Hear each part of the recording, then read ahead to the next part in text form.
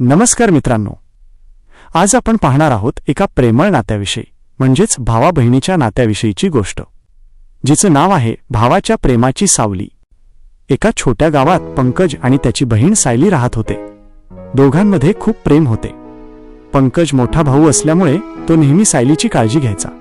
शाळेत जाताना तिची बॅग उचलणे, अभ्यासात मदत करणे आणि कोणी तिला त्रास दिला तर तिच्यासाठी उभे राहणे हे तो नेहमी करायचा. सायलीलाही आपल्या भावावर खूप प्रेम होते. एकदा पंकज आजारी पडला. त्याला खूप ताप आला होता. आई बाबा कामासाठी बाहेर गेले होते. सायलीने घाबरून न जाता भावाची काळजी घेतली.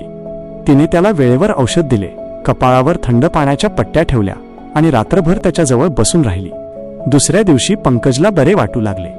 त्याने बहिणीकडे पाहून हसत म्हटले, तू फक्त माझी बहीण नाहीस, तू माझी खरी मैत्रीण आहेस.